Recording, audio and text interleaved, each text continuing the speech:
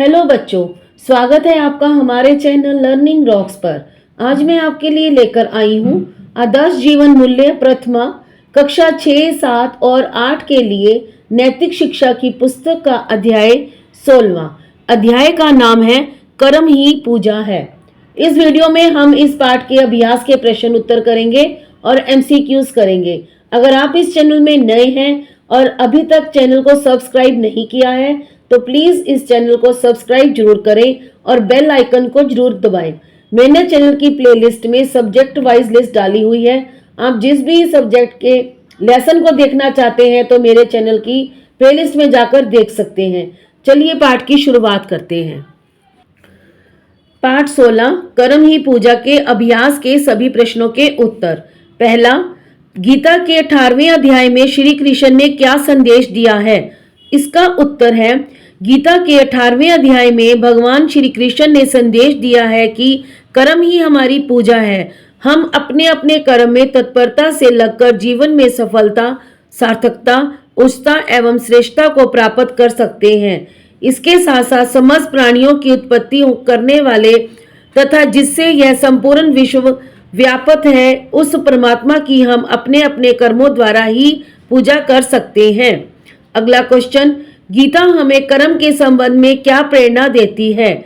इसका उत्तर है, गीता हमें कर्म के संबंध में प्रेरणा देती है कि कर्म ही हमारी पूजा है।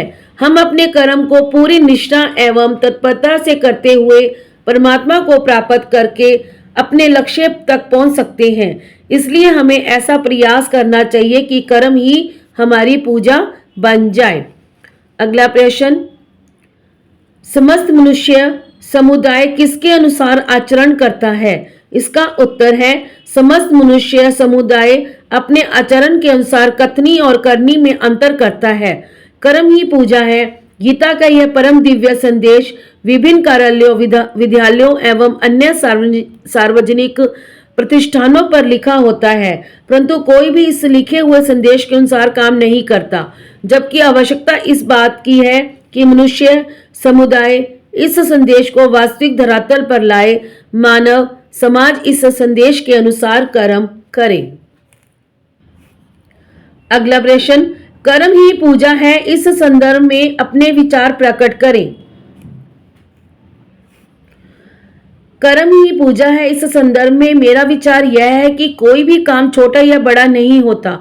किसी भी काम को करने के लिए हमें उस काम के प्रति पूरी निष्ठा एवं तत्परता की आवश्यकता होती है। भगवान श्री कृष्ण का कथन है कि जब मनुष्य पूरी निष्ठा एवं तत्परता से अपने काम को करता है तो मैं स्वयं उसके साथ रहता हूँ और मैं उस मनुष्य को उसके कर्म के अनुसार फल प्रदान करता हूँ। इसलिए उसे कर्म को पूजा मानकर पूरी लगन, ईमानदारी व निष्ठा से करना चाहिए। अगला प्रश्न, आपके विचार से कर्महीन व्यक्ति का जीवन किस प्रकार का होगा? इसका उत्तर है, गीता के अनुसार कर्महीन व्यक्ति किसी भी प्रकार से अपनी उन्नति नहीं कर सकता। गीता को आलसी, प्रमादी और कामचोर व्यक्ति बिल्कुल पसंद नहीं आते। कर्महीन व्यक्ति अपने प्रत्येक काम में ढीलापन रखता है, आलस्य करता है। अपने कर्तव्य के प्रति आलस्य, ढीलापन जीवन की सफलता और उन्नति में बाधक है। अन्य परीक्षोपयोगी प्रश्न उत्तर। पहला, मनुष्य जीवन में सफलता को कैसे प्राप्त कर सकता है? इसका उत्तर है, मनुष्य चाहे किसी भी स्थान पर हो, किसी भी जाति, धर्म, वर्ग, संप्रदाय से हो, वह किसी भी कार्य क्षेत्र में हो, अपने अपने कर्म को करता हुआ जीवन में सफलता प्राप्त कर सकता है, क्योंकि कर्म ही मानव जीवन की सफलता, सार्थकता, उच्चता एवं श्रेष्ठता है। इसके साथ वह अपने अपने कर्मों द्वारा परमात्मा की पूजा कर सकता है। दूसरा क्वेश्चन, गीता का आदर्श वाक्य क्या है? इसे कहाँ कहाँ पर लिखा गया है? इसका उत्तर है, गीता का आदर्श वाक्य है, कर्म ही पूजा है। यह वाक्य अपने आप में बहुत अधिक सुंदर और प्रेरक है। इस वाक्य को विभिन्न कार्यालयों, विद्यालयों, महाविद्यालयों तथा अन्य सार्वजनिक प्रतिष्ठानों में लिखा गया है। अगला प्रश्न, गीता को कभी भी क्या स्वीकार नहीं है? इसका उत्तर है, गीता को अपने कर्तव्य के प्रति किसी भी प्रकार का ढीलापन, आलस्य, प्रमाद या कामचोरी स्वीकार नहीं है, क्योंकि गीता को आलसी और कामचोर बच्चे बिल्कुल अच्छे नहीं लगते, इसलिए हमें अपने काम के प्रति बिल्कुल प्रमाद नहीं करना चाहिए। अपने काम को पूजा मानकर उसे पूरी निष्ठा व लगन से करना चाहिए। ये थे इस पाठ के अभ्यास के प्रश्न उत्तर। अब हम करेंगे इस पाठ के बहुविकल्पीय प्रश्न उत्तर।